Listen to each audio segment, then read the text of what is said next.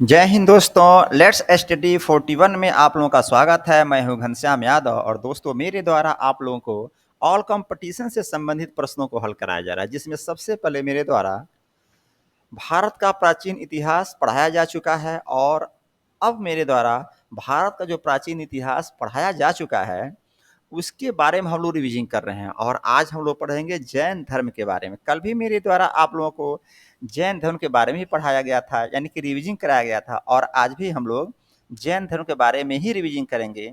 और दोस्तों कल जो हमने पढ़ाया था जैन धर्म के बारे में, उसमें हमने बताया था आप लोगों को पार्श्वनाथ के द्वारा चतुरांग शिक्षा दी गई थी, जिसमें हिंसा ना करना, सत्य बोलना, चोरी ना करना और संपत्ति ना रखना, ये 4 बातें हमारे द्वारा आप लोगों को बताई गई थी। उसके बाद इसी चतुरायन में महावीर स्वामी जी के द्वारा ब्रह्मचर्य को जोड़ दिया गया था, यानी ब्रह्मचर्य का पालन करने की बात किसने किया? महावीर स्वामी ने किया था। यानी कि चतुरायन की बात किया पार्श्वनाथ ने, जिसमें हिंसा ना करना, सदा सत्य बोलना, चोरी ना करना, संपत्ति ना रखना, ये चतुरायन में आता है। और उसके बाद इसी में 5वां जो भाग जोड़ा गया वो महावीर स्वामी जी के द्वारा जोड़ दिया गया और वो था ब्रह्मचर्य, यानी कि ब्रह्मचर्य का पालन करना। फिर मैंने आपको बताया था वास्तविक संस्थापक महावीर स्वामी जी थे, यानी जैन धर्म के वास्तविक संस्थापक महावीर स्वामी जी थे और जैन धर्म के अंतिम तीर्थंकर भी महावीर स्वामी जी ही थे। उसके बाद मैंने आपको बताया जन्म हुआ था 540 बीसी में, यानी कि महावीर स्वामी जी का जन्म 540 बीसी यानी ईस्वी में हुआ था। कुंडल ग्राम में हुआ था, वैशाली में एक कुंडल ग्राम पड़ता है, वहां पे हुआ था। और दोस्तों महावीर स्वामी जी का बचपन का नाम वर्धमान था, उनके पिता का नाम सिद्धार्थ था और उनके माता का नाम त्रिशला था। और दोस्तों महावीर स्वामी जी का विवाह यशोदा के साथ हुआ था और जब विवाह हुआ तो उनको एक पुत्री की प्राप्ति हुई थी और पुत्री का नाम था अरोज्या प्रियदर्शनी।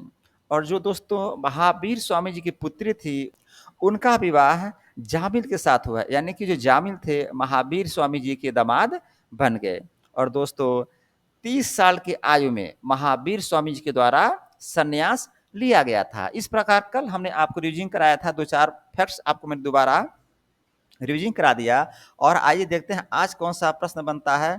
तो पहला प्रश्न बना, महावीर स्वामी जी ने किससे पूछकर संन्यास लिया था? तो ध्यान देंगे महावीर स्वामी जी जब संन्यास ले रहे थे तो उस समय अपने भाई नंदी वर्मन से पूछ करके संन्यास लिया था। किससे? अपने भाई नंदी वर्धन से पूछ करके संन्यास लिया था। तो यही प्रश्न बन रहा है, महावीर स्वामी जी ने किससे पूछकर संन्यास लिया था? आप लोग उत्तर देंगे नंदीवर्धन उनके भाई थे, उनसे पूछ करके संन्यास लिया था। चूंकि जब महावीर स्वामी जी संन्यास लिए थे उस समय उनके माताजी और पिताजी नहीं थे, यानी दोनों लोगों का देहांत हो चुका था, तो भाई से पूछ करके संन्यास लिए थे। तो देखेंगे महावीर स्वामी जी का पिक है, नंदी वर्मन जी का पिक नहीं है ये। अगला प्रश्न, महावीर स्वामी जी ने कितने वर्ष तक कठोर तप किया था? तो ध्यान देंगे महावीर स्वामी जी के द्वारा 12 वर्ष तक कठोर तप किया गया था। कितने वर्ष तक? 12 वर्ष तक कठोर तप किया गया था। यहाँ पर 12 का मैंने पिक लगाया है, देख लेंगे आप लोग। नेक्स्ट क्वेश्चन है, महावीर स्वामी जी को कहां पर ज्ञान की प्राप्ति हुई थी? तो ध्यान देंगे जब महावीर स्वामी जी को ज्ञान की प्राप्ति हुई थी वो गांव था झिरिम्भिक गांव। कौन सा? झिरिम्भिक। महावीर स्वामी जी को कहां पर या किस गांव में ज्ञान की प्राप्ति हुई थी? आप उत्तर देंगे झिरिम्भिक गांव। और दोस्तों आप देखेंगे यहाँ पर मेरे द्वारा एक गांव का पिक लगाया गया है।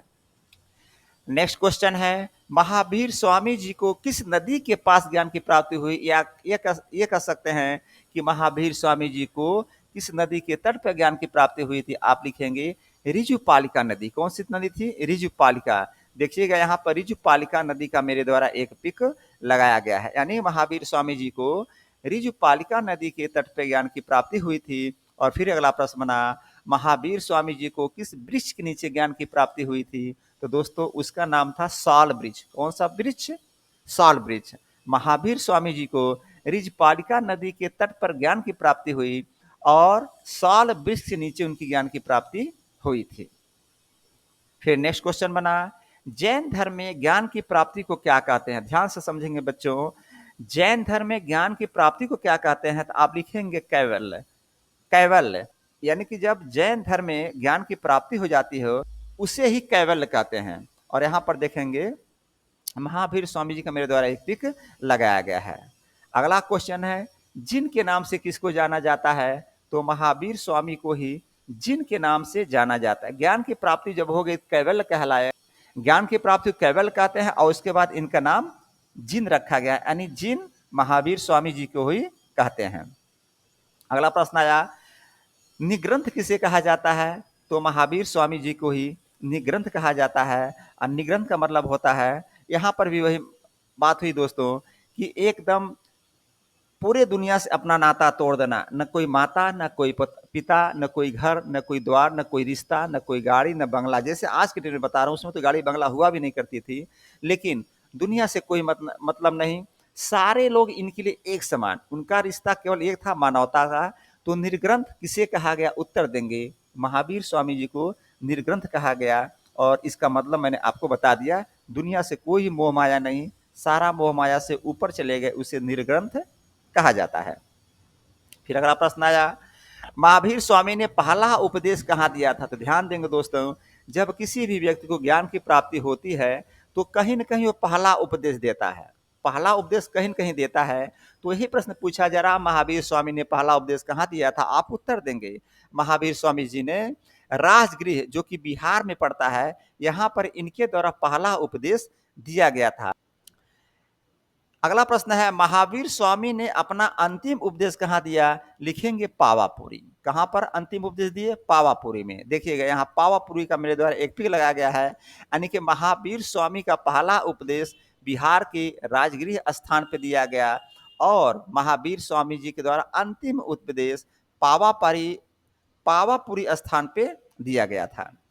अगला प्रश्न आया, महावीर स्वामी ने किस भाषा में उपदेश दिया था? तो कोई न कोई भाषा तो होती ही है दोस्तों। तो महावीर स्वामी के द्वारा अर्घ मागधी भाषा में उपदेश दिया गया था, उसे प्राकृत भाषा भी कहते हैं।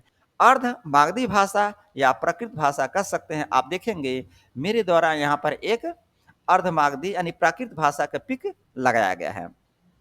अगला प्रश्न बना, महावीर स्वामी के अनुयायियों को क्या कहा जाता है? तो दोस्तों लिखेंगे निग्रंथ। और निग्रंथ का मतलब क्या होता है मैंने ऊपर आपको अभी बताया है। नेक्स्ट क्वेश्चन बना, महावीर स्वामी जी के प्रथम अनुयायी कौन बने? तो ये भी एक प्रश्न बनता है कि अगर कोई व्यक्ति है और वो उपदेश दे रहा है तो कोई न कोई व्यक्ति पहला अनुयायी बनेगा। तो महावीर स्वामी जी के जो पहले अनुयायी बने थे, उनके जो दामाद थे जमाली, वही बने थे।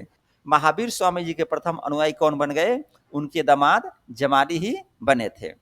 अगला प्रश्न आया, महावीर स्वामी जी का प्रथम महिला अनुयायी कौन थी? तो दोस्तों मान लीजिए पुरुष तो अनुयायी होता ही है, लेकिन महिला भी अनुयायी हुई और उसमें सबसे पहले महिला वो कौन थी जो महावीर स्वामी जी की अनुयायी बनी थी? उनका नाम था चंपा। ध्यान देंगे, महावीर स्वामी जी की प्रथम महिला अनुयायी कौन थी? आप लिखेंगे चंपा। ये महावीर स्वामी जी के मेरे द्वारा पिक लगाया गया है। नेक्स्ट क्वेश्चन, महावीर स्वामी जी ने अपने शिष्यों को कितने गणधरों में विभाजित किया था? महावीर स्वामी जी ने अपने शिष्यों को कितने गणधरों में विभाजित किया था? तो ध्यान देंगे, महावीर स्वामी जो शिष्य हुए थे, कम तो शिष्य होंगे नहीं, बहुत होंगे, हजारों लाखों में होंगे, तो उनको 11 गणधरों में विभाजित किया गया था। यानी कि महावीर स्वामी जी अपने शिष्यों को 11 गणधरों में विभाजित किए थे। फिर अगला प्रश्न बना, महावीर स्वामी के बाद जो प्रथम उपदेशक बने उनका क्या नाम है? ध्यान दीजिएगा, जब महावीर स्वामी जी नहीं रहे तो उनका कोई न कोई उपदेश और सुनाएगा। तो प्रथम उपदेशक कौन बना था? आप उत्तर लिखेंगे आर्य सुधर्मा। ये महावीर स्वामी जी का पिक है, आर्य सुधर्मा जी का पिक नहीं है। ध्यान देंगे, महावीर स्वामी जी के बाद जो प्रथम उपदेशक बने थे उनका क्या नाम था? आप उत्तर लिखेंगे आर्य सुधर्मा। अगला प्रश्न बना, महावीर स्वामी जी का निधन कब हुआ था? आप उत्तर लिखेंगे 468 बीसी यानी कि ईसा पूर्व में महावीर जी का निधन हुआ था। यानी महावीर स्वामी जी का निधन 468 बीसी में हो गया था। यहाँ 468 के मेरे द्वारा पिक लगाया गया है। और दोस्तों मैं फिर कहूँगा बार बार, ये पिक मैं इसलिए लगाता हूँ, देखिए इतना बड़ा मैंने पिक लगाया है 468। महावीर स्वामी जी का मृत्यु 468 बीसी में हुआ। ये आपके दिमाग में ये पिक छप जाएगा और भूलेगा नहीं, इसलिए मैं पिक लगाता हूँ। अगला प्रश्न, महावीर स्वामी जी की मृत्यु कितने वर्ष की आयु में हुई थी? आप उत्तर लिखेंगे 72 वर्ष की आयु थी। उस समय महावीर स्वामी जी की मृत्यु हो गई थी। और फिर अगला प्रश्न बना, महावीर स्वामी जी की मृत्यु को क्या कहते हैं? तो इसको बोलते हैं निर्वाण। यानी कि जब महावीर स्वामी जी की मृत्यु हुई, उसको निर्वाण कहा जाता है। अगला प्रश्न बना, महावीर स्वामी जी की मृत्यु कहाँ पर हुई थी? आप उत्तर लिखेंगे पावापुरी में हुई थी, जो कि राजगीर बिहार में पड़ता है। और दोस्तों पावापुरी जो राजगिरी बिहार में पड़ता है, वहां पर देखिए यहाँ पर एक उनका मंदिर है, उसका मेरा द्वारा एक पिक लगाया गया है। अगला प्रश्न बना, महावीर स्वामी जी का जब मृत्यु हुआ तो वहां पर किसका शासन चल रहा था? आप उत्तर लिखेंगे मल्लराज सृष्टिपाल का। यानी कि महावीर स्वामी जी का जब मृत्यु हुआ तो उस समय वहां पर शासन काल किसका चल रहा था? आप लिखेंगे मल्लराज सृष्टिपाल का। और दोस्तों यही अंतिम प्रश्न था आज का। तो दोस्तों आज महावीर स्वामी यानी जैन धर्म के बारे में हमने आपको रिविजन करा दिया। तो दोस्तों यहीं पर मैं क्लास समाप्त करूंगा। तो दोस्तों चैनल को लाइक करिए, सब्सक्राइब करिए, कमेंट बॉक्स में कमेंट जरूर करिए जो भी हो, उससे हमको पता चलता है कि हम किस तरह से पढ़ा रहे हैं और आपको किस तरह से जानकारी दे रहे हैं। आपको अच्छा लग रहा है कि नहीं लग रहा है, सारी बातें उससे पता चल जाता है। और दोस्तों बेल आइकन भी बजाना मत भूलेंगे। यहीं पर अपने क्लास को मैं विराम देता हूँ। जय हिंद, जय भारत।